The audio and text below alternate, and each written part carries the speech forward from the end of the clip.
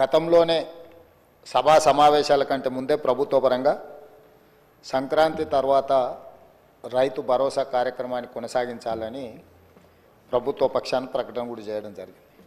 అయితే ఈ రైతు భరోసా స్వల్పకాలిక చర్చల సందర్భంగా శాసనసభ్యులు పాయల శంకర్ గారు చాలా విషయాలను ప్రస్తావించారు.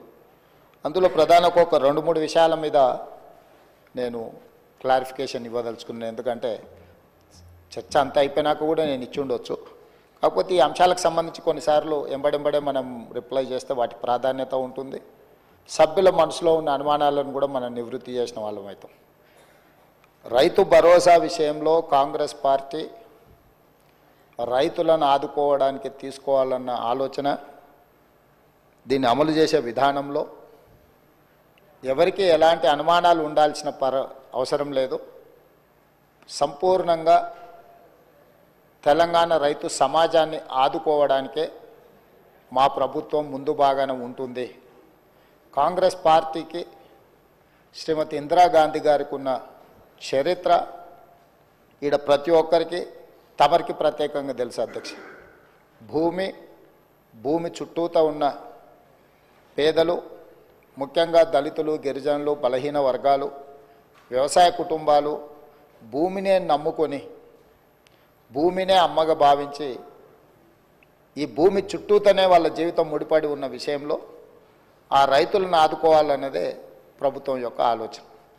గత ప్రభుత్వం గొప్పగా చెప్పుకునే రైతు బంధు పథకం, ఈ రైతు బంధు పథకం యొక్క మూల ఉద్దేశం పెట్టుబడి సహాయ పథకము. వ్యవసాయ రైతుకు పెట్టుబడి సహాయ పథకము. పెట్టుబడి సహాయం ఎవరికి అధ్యక్ష? వ్యవసాయం చేసుకునే వాళ్లకు సహాయం చేయడము, ఆ సహాయము పెట్టుబడి రూపంలో, ఆ సహాయము నగదు రూపంలో రైతుకు చేరవేయాలన్నదే గత ప్రభుత్వం యొక్క లక్ష్యము అని వాళ్ళు జీవోలో స్పష్టంగా వాళ్ళు ఇచ్చిన జీవోలోనే అంశాలను క్రోడీకరించారు. మరి అమలు చేసే క్రమంలో గొప్పల కోసం పోయో నిర్లక్ష్యపూరితంగానో లేకపోతే ఏమాత్రం బాధ్యత లేకుండా బాధ్యతారహితంగా వ్యవహరించడం వల్ల సరాసరి ప్రభుత్వానికి అందుతున్న ఒక అంచనా, మేము వచ్చిన తర్వాత 7,625 కోట్లు రైతు భరోసా పథకంలో రైతుల ఖాతాలు వేసినవి తీసేస్తే అంతకంటే ముందు 72,816 కోట్లు గత ప్రభుత్వం రైతులకు రైతు బంధు పథకంలో వేసిండ్రు అధ్యక్ష. అందులో ఒక అంచనా సాగులో లేని భూములకు 22,606 కోట్ల రూపాయలు, సాగులో లేని భూములకు, రాళ్లకు, రప్పలకు, గుట్టలకు, రోడ్లకు, లేకపోతే పరిశ్రమలుగా రూపాంతరం చెందిన లేఅవుట్లై రియల్ ఎస్టేట్లో ఎకరాలను గజాలుగా మార్చి గజాలను లేఅవుట్లు చేసి లేఅవుట్ల ద్వారా ఇండ్లు అమ్ముకొని కాలనీలు వెలిసిన వాళ్ళకు కూడా ఈరోజు రైతు బంధు వచ్చింది. దాంతో 72,000 కోట్లలో 22,000 కోట్లు దాదాపుగా ఆయాచిత లబ్ధి అనర్హులకు చేరిందని ఒక అంచనా అధ్యక్ష. ఈరోజు నేను అడుగుతున్న అధ్యక్ష, నేను మీ దృష్టికి తీసుకొస్తున్న పాయల్ శంకర్ గారిని కూడా నేను అడగదలుచుకున్నా, రాళ్లకు, రప్పలకు, గుట్టలకు కూడా మనం ఇద్దామా? అదేవిధంగా రాజీవ్ రహదారిలో పోయిన పత్రికల్లో వచ్చిన వార్తలు అధ్యక్ష, నేనేం కొత్తగా చెప్పట్లేదు. గజ్వేల్ ప్రాంతంలో కల్వకుంట్ల చంద్రశేఖరరావు గారు ప్రతిపక్ష నాయకుడు ప్రాతినిధ్యం వహిస్తున్న గజ్వేల్ నియోజకవర్గ పరిధిలో రాజీవ్ రహదారిలో భూమి పోయి రాజీవ్ రహదారి వేసిన రోడ్డు కూడా రైతు బంధు పథకం ద్వారా నిధులు ఇచ్చిండ్రు అధ్యక్ష. అదేవిధంగా నా ప్రాంతానికి సంబంధించి శ్రీశైలం, మా సొంత ఊరికి వెళ్ళాలంటే ఈ దారిలోనే వెళ్ళాలి అధ్యక్ష. ఆమన్గల్ ప్రాంతంలో శ్రీశైలం రోడ్లో పోయిన భూమికి కొత్త పాస్ పుస్తకాలు అధికారులు, అక్కడ కొంతమంది రాజకీయ దళారులు కుమ్ముకై శ్రీశైలం పోయిన రోడ్లకు ఈరోజు రైతు బంధు పథకాన్ని ఆ గత ప్రభుత్వం ఇచ్చింది అధ్యక్ష. ఇదే కాకుండా అధ్యక్ష క్రషర్లు నడుస్తున్నాయి అధ్యక్ష. ఆల్రెడీ క్రషర్లు నడిచే వాటికి ఈరోజు రైతు బంధు వాళ్ళు గతంలో ఇచ్చింది అధ్యక్ష. అదేవిధంగా మైనింగ్ భూములు అధ్యక్ష, మైనింగ్ లీజులు ఇచ్చి మైనింగులు జరుగుతున్న భూములకు ఈరోజు రైతు బంధు ఇచ్చింది అధ్యక్ష.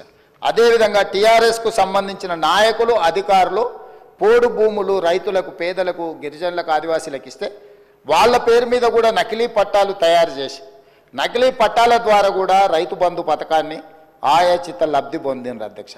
ఈరోజు ఇట్లా చెప్పుకుంటూ పోతే అది క్రషర్లు కావచ్చు, శ్రీశైలం నేషనల్ హైవే కావచ్చు, లేకపోతే రాజీవ్ రహదారి కావచ్చు, లేకపోతే క్రషర్ యూనిట్లు క్రషర్లు పెట్టినవి కావచ్చు, లేకపోతే మైనింగ్లు ఇచ్చినవి కావచ్చు, లేకపోతే హైదరాబాదు చుట్టుముట్టూత, ముఖ్యంగా హైదరాబాదు నగరం చుట్టుముట్టూత ఒకప్పుడు మనందరం చూసినాం.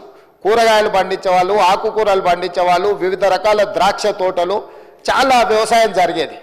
కానీ ఇవాళ హైదరాబాదు నగరం చుట్టుముట్టూత ఒక 50 కిలోమీటర్ల పరిధిలో 70-80% వ్యవసాయం ఎవరు చేయడం లేదు. రియల్ ఎస్టేట్లుగా మారి, లేఅవుట్లుగా మారి, ప్లాట్లుగా విక్రయించి ఈరోజు మొత్తం వ్యవసాయేతర పనులకు, పరిశ్రమలకు, లేకపోతే ఐటీ కంపెనీలకు, లేకపోతే రియల్ ఎస్టేట్ లేఅవుట్ల కిందనూ మారిపోయినాయి అధ్యక్ష. గత ప్రభుత్వము యావరేజ్గా 2 సీజన్లకు కలిపి ప్రతి సంవత్సరం 3 కోట్ల ఎకరాలకు వాళ్ళు డబ్బులు ఇచ్చుకుంటూ పోయినారు అధ్యక్ష. 3 కోట్ల ఎకరాలకు వాళ్ళు ఎకరాకు 10,000 ప్రకారము చేసుకుంటూ పోతే 15,000 కోట్ల రూపాయలు ప్రతి సంవత్సరం దాదాపుగా ±10% వాళ్ళు ఖాతాలలో వేసిండ్రు అధ్యక్ష. అట్లా వాళ్ళు ఇచ్చిన 72,000 కోట్లల్లో 22,000 కోట్ల రూపాయలు జాతీయ రహదారులకు, రియల్ ఎస్టేట్లో ప్లాట్లు అమ్మిన వాళ్లకు, క్రషర్లకు, మైనింగ్లకు, రాళ్లకు, రప్పలకు, కొండలకు, గుట్టలకు దొంగ పాస్ పుస్తకాలు తయారు చేసుకొని అధికారంలో ఉన్నాం కాబట్టి అధికార పార్టీ నాయకుల అనుచరులము, వారి సహచరులము, వారి బంధువులమని వేలాది కోట్ల రూపాయలు కొల్లగొట్టిండ్రు అధ్యక్ష. మరి ఈరోజు నేను అడుగుతున్న తమరి ద్వారా ప్రధాన ప్రతిపక్షము ఈ పథకాన్ని 80,000 పుస్తకాల్లో చదివిన సారాంశంతో దీన్ని తయారు చేసిన ప్రధాన ప్రతిపక్ష నాయకుడు వచ్చి ఇంత కీలకమైన అంశం చర్చకు వచ్చినప్పుడు వారు సూచనలు ఇస్తారని అనుకున్నాం అధ్యక్ష. వారి అనుభవం నుంచి, వారి పరిపాలనలో వారు నేర్చుకున్న అంశాల నుంచి ఈ ప్రభుత్వం ఏదైనా సూచన వస్తే మేము తీసుకుందాం అనుకున్నాం. ఇక్కడ ఒక అంశం చెప్పొచ్చు అధ్యక్ష. ఈరోజు ఇది ప్రవేశపెట్టిన వ్యవసాయ శాఖ మంత్రి గారు తుమ్మల నాగేశ్వరరావు గారు వారికంటే సీనియర్, వారికంటే ముందు ఎమ్మెల్యే, వారికంటే ముందు మంత్రి, వారికంటే ఎక్కువ శాఖలు నిర్వహించారు. అయినా మా సహచార మంత్రి తుమ్మల నాగేశ్వరరావు గారికి ఎలాంటి బేసిజాలు లేవు అధ్యక్ష. ఒకవేళ ఎవరైనా మొదటిసారి శాసనసభ్యుడైనా, ఈరోజు నేను ఎందుకు రిప్లై చేస్తున్నా, మొదటిసారి శాసనసభ్యుడు శంకర్ గారు, పాయల శంకర్ గారు కొన్ని అంశాలు లేవనెత్తితే వారు గతంలో స్థానిక సంస్థలలో ప్రజాప్రతినిధిగా పనిచేశాడు. ఎమ్మెల్యే కాకపోయి ఉండొచ్చు, ఎమ్మెల్యే కంటే ఎక్కువ ప్రజలతో మమేకమై ప్రజా జీవితంలో సంవత్సరాల కొద్ది ప్రజలలో ఉన్నారు. తనకు ఒక అనుభవం ఉంది. అది ముఖ్యంగా ఆదిలాబాద్ లాంటి వెనుకబడిన ప్రాంతం, గిరిజనులలో ఆదివాసీలు అత్యధికంగా ప్రాతినిధ్యం వహిస్తున్న ప్రాంతం నుంచి వచ్చిందంటే డెఫినెట్గా అవుట్ ఆఫ్ హిజ్ ఎక్స్పీరియన్స్ తన అనుభవం నుంచి కొన్ని ప్రభుత్వానికి సూచనలు చేసినప్పుడు ఈ ప్రభుత్వం తప్పకుండా మొదటిసారి సభ్యుడు కాబట్టి మేము వినం, అత్యంత సీనియర్ కాబట్టి ఆయన ఏ అబద్ధాలు చెప్పినా అబద్ధాలు అన్నిటిని ప్రభుత్వం స్వీకరించాలి.